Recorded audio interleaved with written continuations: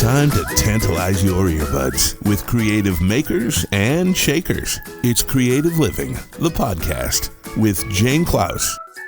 This is Creative Living, where we help you live your most creative life. And I'm Jane Klaus. Now, on this show, we talk about all things creative. It's kind of like a deep dive into the minds of makers, if you will. So I believe that everybody has the ability to create, whether it be in the craft room or the kitchen, a man cave, or a she shed, on your dining room table or on the playground or in the gym, or maybe just even in your imagination. We can all create, and we can all feel that sense of satisfaction you get when you do it yourself and you create. And my guest today would like to inspire you to create as well. Laura Kelly Walters is our guest today. She is a licensed doodle artist. She's an author. She's a designer. She's a teacher. And you can find her as a regular on morning show television, inspiring the masses to get creative. And when she's not doing all that, she's getting crafty in her studio, in her kitchen, or even in her garden. Hello, Laura. How are you? Hello, Jane. I'm doing great. It's great to be here. Yay. I'm so happy that you're here because you inspire me to get creative with all of the things that you do. Now, you know this. I love to make, just like you do. I've been a passionate maker since I was 5. So when I was a little girl, I would wake my mom up at 4 o'clock in the morning and be like, Mommy, is it morning time? Is it time for me to make something? And she would say, go back to bed and we'll, we can play later. And by 6 o'clock, I was downstairs with my scissors and my glue gun and my paper, and I was cutting up toilet paper rolls and making something. I'm sure you were there too. But she always inspired me to create. And that I've just always been a creature of creative. What was your journey? So pretty much the same. I always was really into making things out of shoe boxes or anything that got thrown in the trash, pretty much from the kitchen that could be rinsed out and turned into something. I was like the original beginner recycling artist from a very young age. I made most of my own toys and all my doll houses. And I find great reward in having what's in my imagination show up in a material item. I love that. So because this is creative living and I talk to people in this creative field, what does creativity mean to you? Because it means something different to everyone. I mean, for me, it just means living my best life. I can't even imagine a day where I wasn't living my fullest maximum potential of creativity. If you weren't making something. Even when I'm just having a conversation with my friends, like I say things and they say, oh my gosh, how did you even think of that? And I'm like, I don't know. It's because I have no filters, because filters are just a way that we stunt ourselves. I mean, yeah, there's appropriate times to and not to say things, but like we should all take some of those filters away and access our creativity in our own minds. That's where it starts. Right. And I think that there's no wrong answer, really. When we remove the filters, there's no wrong answer. And all of those answers are your own way of being creative in whatever it is that you're doing, whether it's an answer to a question or a thought process or a conversation, or even in a creative project, right? Right. And like what you create and what I create, maybe using the exact same stuff might appeal to one person and not appeal to somebody else. That's the magic of it, is it can look any way, and it's always good. That's what I love. That's what I love about Pinterest, because you can look at Pinterest and you're like, oh, that's cool. And without any directions, you just figure it out, right? Yeah. It's like you're not using the same way or directions or tools or utensils to get to a project. You're just creating it because you're seeing it and you're figuring it out. Just exactly doing it your own certain way. So you're a professional doodle artist. Yes. What is a doodle artist? So a doodle artist is, this is what I am. I mean, I don't know what another doodle artist, how they might say what they are. I am not a professional artist in the sense of where I could do your portrait with oils. Like, no way. But I could take a black Sharpie marker and I could doodle something that people would say, oh my gosh, that's Jane. I know her. And I just have this ability to translate what I see in my everyday world with a marker into a doodle that has its own quirky little whimsical look. And I guess it's just a gift. You know, I haven't worked at it. I don't practice. That's my hidden talent. And it turned into being a licensed artist because companies wanted to put the art on their product. And that's super cool. It's so cool. So when you were like a kid in high school, we all had those spiral notebooks, right? I still Yes, do. yes. Were you doodling all the time? So I did in high school a little bit. I doodled a lot as a child. I in 7th grade doodled a note for a boy, and on the bus he crumpled it up and said it looked like a little kid drew it. And that pretty much shut me down for quite a while. I mean, I spent a lot of years not accessing any of my maker or creative parts of myself. I really just shut down. And when I became an elementary school teacher, my first year in the classroom, I really just unleashed. I had a chance with a whole bunch of little 7-year-olds that thought whatever I did was like the best thing. And they just cheered me on and didn't even realize that they were like my greatest support. And your greatest champions. How great. And they still are. Now they're adults and they're on Facebook and they're my friends. And it's so cool. They're like, will you draw my kids? I'm like, of course I will. I mean, wow, what an amazing talent. When did you figure out that you were like actually kind of good at this doodling thing? I just, even when I was really little, I mean, I used to get when we would go out to eat dinner, my mom had a checkbook. She would rip checks out, like write void across the front and then let me draw on the backs at the dinner table at restaurants. And people would always say, oh my gosh, that's so cute. Oh, you're so talented. But my parents would say things like, you can never make any money doing that. That's not really a job. Like, you need to go to college. Like, so I never really believed that it would ever be anything. It's kind of like it was an accident. And it was an amazing little accident that has made my life so amazing. Yeah, you just kept going with this passion. You must have had it. You had this feeling inside to continue on with the work. What does it take to become a licensed doodle artist?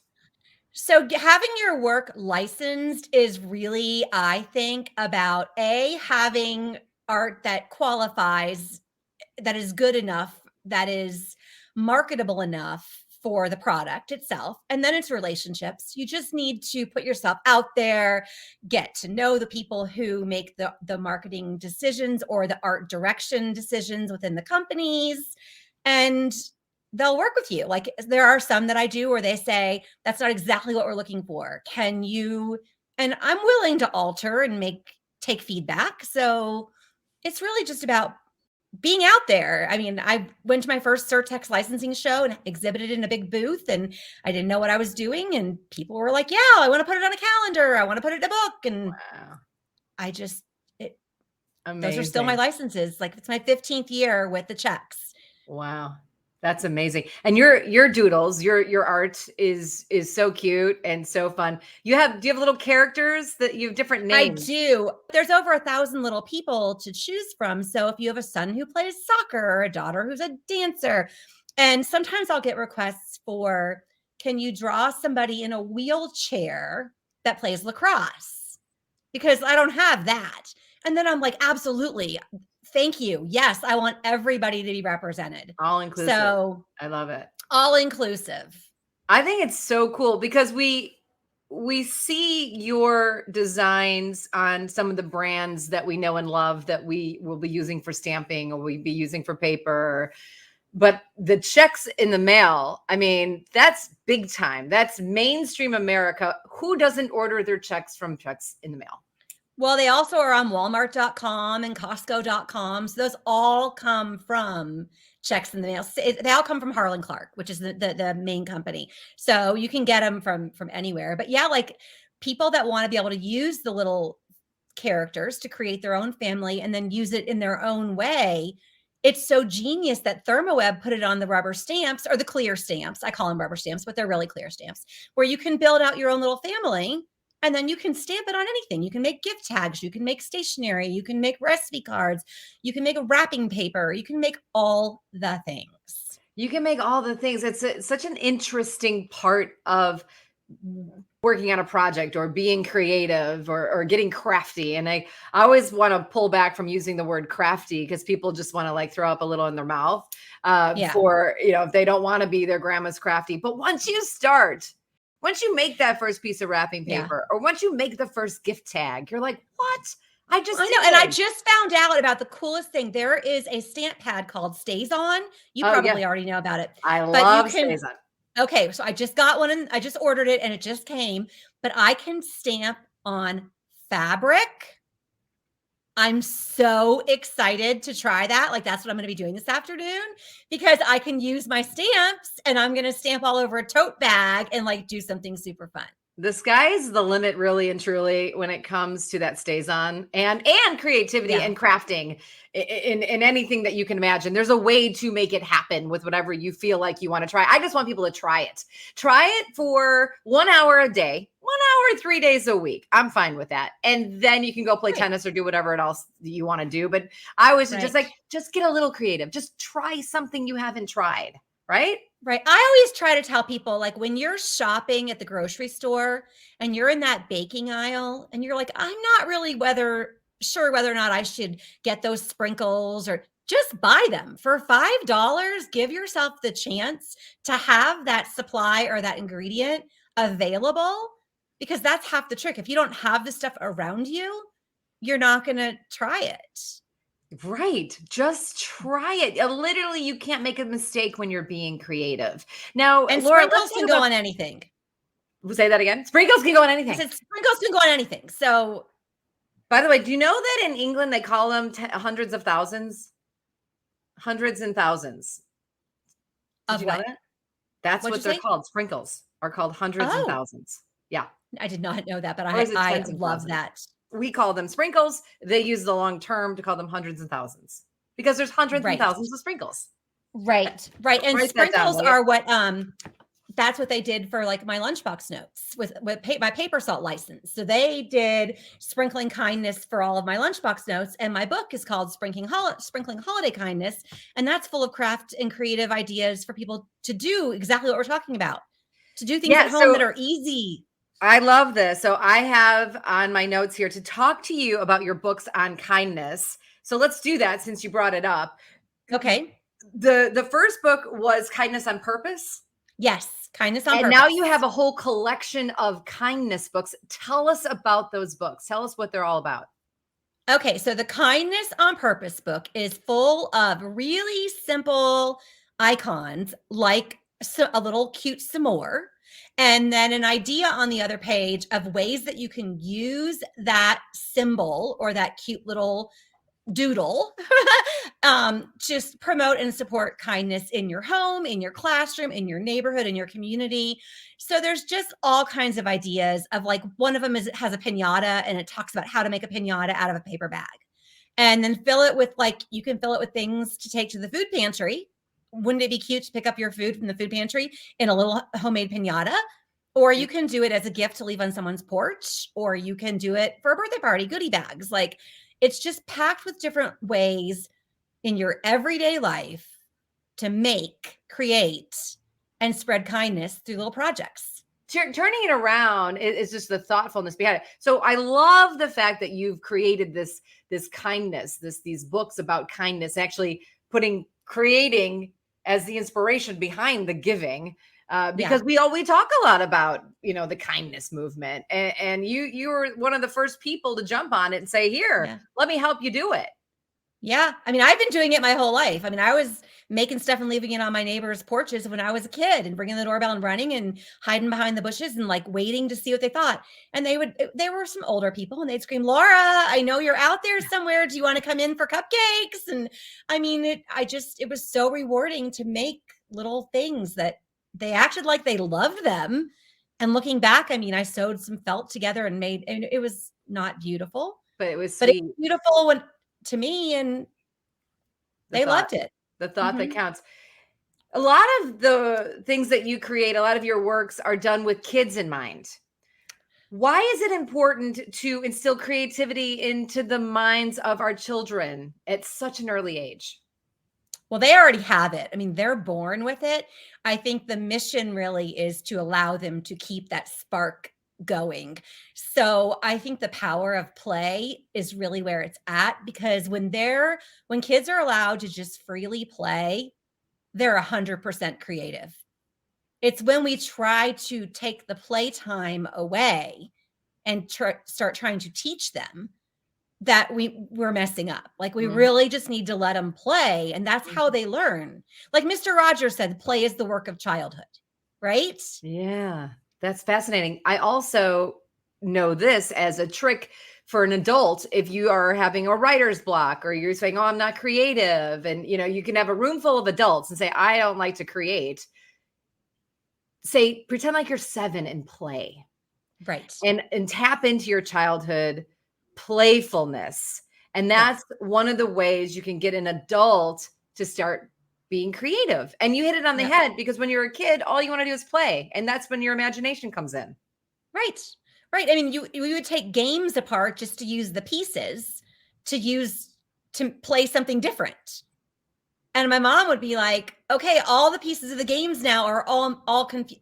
Like, we can't play any game. Yeah. We can't play any game because all the pieces are in one big jumble. But that was totally okay with us, because we were like having a ball.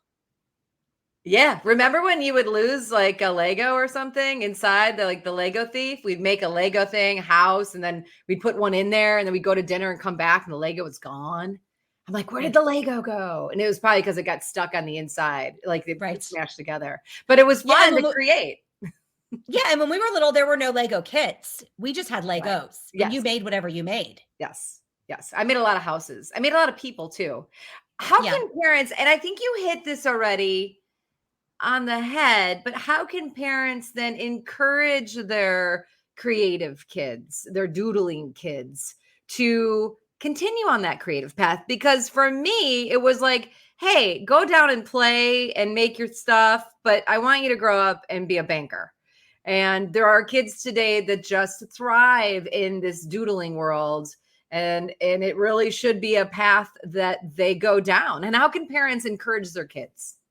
I would say by making sure that they have the supplies, the art supplies that they need. If they're really into it, buy the expensive ones, like make it just like you would buy them expensive equipment if they played on a high school football team. Like, treat it the same way as you would if they were in the marching band or whatever else they might be doing, and display their work. Like, make their work be part of your home decor. Don't just put it on the refrigerator, like frame it and put it up and take pictures of it, and, turn that into your Christmas card. Like, really just empower them. Would you recommend maybe parents get hands-on with the kid? Maybe, maybe not. I mean, it might not be their thing. Like, if you have a kid that plays hockey, you might not be out there on the hockey rink with them, but you can certainly be the mom that's all dressed up, carrying the flag and screaming from the sidelines, waiting afterwards with the cake that you decorated with the team name on it. Like, there are ways to be a supportive mom and not do what the kid is doing. Yeah. So let's talk about those cakes, sister, because cooking and baking is really another way to be creative. Now, I know you do a lot of baking, and you have a lot of blog posts and inspiration on how to make the next yummy, delicious treat.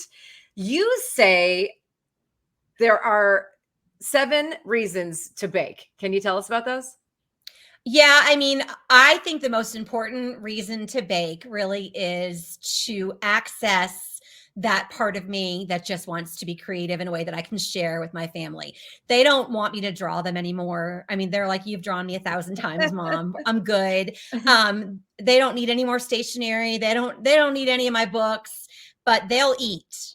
And a lot of times, another reason to do it is because they come in and they'll join in with me, and it's a great time to have conversations and to connect with your family in the kitchen.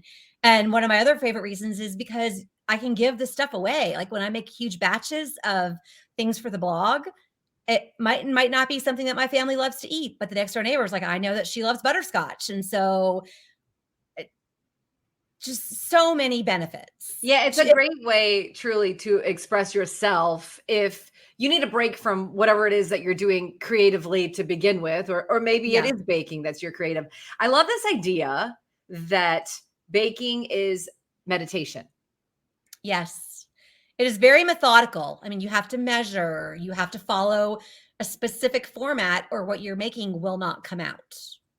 And I love You the know. idea that it doesn't have to be from scratch, because we all think, Oh, I no. can't do that. It's too much work. No, we're all about the halfway homemade in this family. We are all about buying the brownie bites in the bakery and then decorating them at home, or whatever it is that we need to use to get started with our stuff. Yeah. And the other thing that I absolutely fall into with you is that the idea of baking or passing down a secret family recipe Yeah. is just pays such great tribute to that family member. And then also you can share the story. So what are your thoughts Yes. on that? So in Colorado, I live back and forth between two different places. And in Colorado, in my home, my mother-in-law lives with us, and she's in her mid-80s, and she has her mother's cherry pie recipe. We can all make it from scratch, but we do it for every holiday, but we also sometimes do it just for fun. And I was making it with her a couple weeks ago, and I was just looking at her hands, and her hands are looking older. I mean, she's in her mid-80s, and I think her hands are so beautiful. And I just wanted to take a picture of her hands and just capture the moment of her making that dough, because I've been doing it with her for so many years. And I did put that recipe on my blog. It is one of my top blog posts now. It is unbelievably highly trafficked. It's a great recipe, and it's so special. And I know for the rest of my life, every time I make it, or my kids will make it, like, it's Grandma Helen's cherry pie. And you will always see her hands. I will always see her hands. I absolutely love that. I have a similar story with an aunt that she's passed away, but I can see her hands. Yeah. And she was, a jewelry fanatic. And so that was our connection. And so I always see her hands when I'm putting on my jewelry or putting on her ring. But Yes. but the secret family recipe, the heirloom recipes to me are, just something that continues to give. And hopefully you teach your kids how to make that pie. Oh yeah, our kids know. And we also do Christmas pizzelles every year, and we do a bunch of different flavored pizzelles, and that's a family recipe too that came from my husband's side of the family. But on my side, we've got them too. And we have a special marinade that we put on all of our steaks. That was my dad's, that he made up. I think he made it up. And he passed away this summer, and I haven't made it yet. I just can't. I'm not there. I just can't quite do it. I'm just thinking when the weather's a little bit warmer in Colorado, when we get that grill going, yeah, it's going to kind of be a big deal. And even though it's just a recipe, it's symbolic and it's meaningful. I get that. And you'll get there, you'll have a moment where it'll be time. It'll be hard, but you'll know, because he'll be happy that you did it. Yeah, it'll probably happen. He always loved to find a really good sale on meat. And so I'm probably going to be at the butcher shop, and there's going to be some great sale on some kind of steaks. And that'll be like, okay, he's saying buy these steaks and make the marinade. Absolutely. 100%. Thanks, Dad. I'm making it today, Dad. Don't worry. I got it. Yeah. He'll be right there going, you didn't make it right, Laura. You got to add this to it.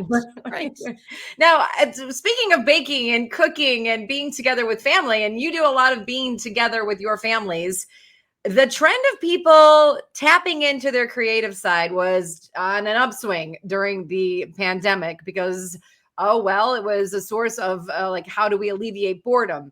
Let's give us something else to do. It was a great sense of wellness. Do you find now, in all the people that you meet, that this trend of the make it yourself movement is continued on? Do you think people are doing more and more of it? Are they going to start side hustles? Yeah, I think there'll be a lot more side hustles. I actually have a friend who just retired from being in the education. She was a principal for all these years, and she was retired in January, and she's starting a food blog. So I do think that we're going to start seeing making happening more in bars and at, I do crafty happy hour in our local pubs, and it's super fun. But I think more people are going to start doing that because they've found their confidence with it. Like, they tried stuff at home that they wouldn't have tried before because they had all this time, and they like it. Like, it feels good. It feels good. That's what we're talking about here on Creative Living. If anything that you get from this conversation is when you're creative, it feels good. It just feels good. And even if you mess it up, it feels good. It feels good. And when it feels even better when you're making something with your friends. Yes, it absolutely does. Crafting with others and making with others is like the greatest joy. Such a great joy. Now, we have something in common that you don't know about, Laura. Okay. I love goodie bags. Me, that is my love language. Like in that book about the love languages, they forgot to put that entire chapter. I mean, I'm saying a goodie bag. Like a goodie bag. An excellent goodie bag can make your celebration, take your party to the next level. Why do you love goodie bags, Laura? I just love the surprise of what's inside. And I love to make them and send them out in bubble envelopes to my friends. And sometimes like they get them when they need them the most. And like, I don't even realize that they're going to need them on the day that they arrive. But there's something magical about a collection of things that like-minded people love. I can't even put words on it. I just love. You're about to cry. We so love goodie bags. I mean, I'm just looking around here on my desk at all the things that I've gotten in goodie bags, like this rainbow tape from Polka Dot Paper Company. She brought me a goodie bag to one of my events. And I mean, it made the whole thing. The event was already about me. And it was a whole launch of one of my lines. And it was supposed to be like the Laura Kelly show, right? Well, I was like, oh no, everybody look at Paula's thing. You've got to see all the stuff she brought me. Look what's in this goodie bag. So do you think, can a goodie bag make an event or a party or a celebration extra special? And Absolutely. What do we need to do to create the best goodie bag we can? I think it needs to have things in it that are quality. Like if you're just making a goodie bag for the sake of making a goodie bag because you feel like you have to have one and you put junk in it, that's a junk bag. That is not a goodie bag. Oh. A goodie bag has bright, happy, cheerful things in it that the person who's receiving it would want. Not that you want, but that they would want. Do you do a goodie bag? You can do a goodie bag for one person to make them happy, like your friend Paula did for you at that launch. Right. Do you do a goodie bag for, let's say you're going out to lunch with your girlfriends or you're hosting a bridal shower. Do you do goodie bags then? Yeah. So I'm going to be in the Wizarding World in Florida, the 24th through the 29th with 3 of my blogger friends and myself. And we're all bringing goodie bags for each other. So we all swap goodie bags. And we are all in the same house. We are all Hufflepuffs. If you're a Harry Potter fan, then you know that's one of the 4 houses. So I already know what they're going to love. Anything Hufflepuff, anything green. Anything yellow and black. But I've been working on my goodie bags for like a month for them and hand making some stuff and like, absolutely. So not just a party, not just a shower, but like a trip or a girls trip or lunch I usually show up most places, even like on the news this morning with the goodie bags. I love this. I'm going to start making goodie bags. Do you just start curating little things like, this is coming up so that I can work on it ahead of time? Yes. Or do you make the bags yourself? Like, give us your top 3 tips. Because now I love making goodie bags. Sometimes I could be a little excessive and spend too much money on a goodie bag. So I want to make it affordable. I want to make it exciting. And I don't want to skip it. So what are your tips? So I would say like my number 1 tip is just keep some stuff stocked. Like there are some things that just always go in a goodie bag, like good chocolate can always go in a goodie bag. Rainbow swirl lollipops, for me and what I'm about, those can always go in a goodie bag. If you drive a Jeep, then you might always have those little ducks because duck, Jeep, people that have Jeeps pass out their ducks. If you are in book club, you might want to start collecting bookmarks. And a really good time to do the stocking up is right after a holiday. Hit those craft stores or the Target dollar spot and stuff's on sale and just make yourself a big tub full of stuff for the next year. Get it out a couple months ahead of time so you can remember what you even bought. Yeah. And that's a super helpful thing. Another thing is to stock the bags and have the stuff that makes it fun. The shredded paper and the tissue and stickers and ribbon. You're fun. I would love to see your storage unit with all of these different bags and all of these different items. Oh, I've got I it all right here in my studio. And I actually have an 8-page article that is going to be in the Where Women Create magazine, the summer edition. So that's going to be like coming out next month.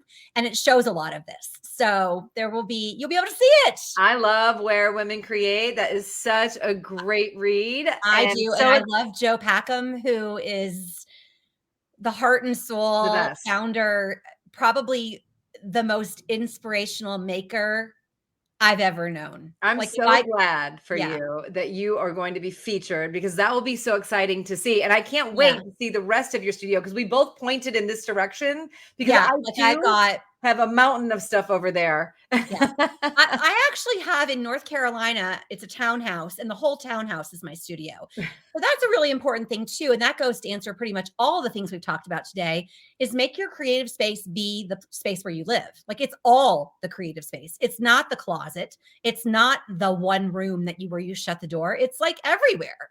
It's okay to have your creativity show up on the kitchen counter, on the garage floor, in the garden, on the picnic table. Like, that's like my biggest tip, I think, for parents, is let them make wherever they are. You know, I love that, because my last question to you was going to be, what are your words of wisdom for all of us to start creating? And you just answered it. Just let yourself be creative wherever you are. Yeah. Don't put yourself in a box. Yeah. I mean, like, if you're thinking, I really want to learn to watercolor, but I don't know how, I don't know what to buy, just get some supplies, put them in a basket by your couch. You're going to be much more likely, while you're watching your favorite show or binging on Netflix or whatever it is that you do, to give it a try than if you sit down to do it as a standalone project. Have everything readily available all over your space. I love it. Let's give a quick summary of all of the brands that you work with before I let you go. Okay, so you can get my calendars and board books and coloring books through Leap Year Publishing. You can get my checks, stationery, and stamps from Checks in the Mail and Harlan Clark. You can get my kindness books, lunchbox notes, and stickers from Paper Salt. You can get all my craft supplies and card making supplies from ThermoWeb. Those are the 4 biggest ones. There's other smaller ones too, but those are probably the ones that are the most important. But you can buy all of my stationery and my stickers on shoplaurakelly.com.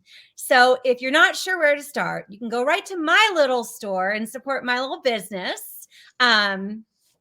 And you can follow me on Instagram. And let's do that. So your blog is meandmyinklings.com. That is my blog, meandmyinklings.com. We can find you at Facebook, Twitter, Instagram, Pinterest, YouTube, TikTok as Laura Kelly Designs. What are you going to go make right now? I want to try the Stays On ink with the stamps. Fabric. Yeah. Yeah, and fabric. That's like, awesome. I really want to try that and wash it and see how it works. Okay. Well, follow up with us and let us know. Laura Kelly Designs. Laura, you are a ray of sunshine. I feel happier and more creative just by talking to you today. Thank you so much. I feel the same way about you, Jane. Thank you. Well, thank you for joining us on Creative Living. Live better creatively. For more inspiration, visit janeclaus.com. Thank you for listening.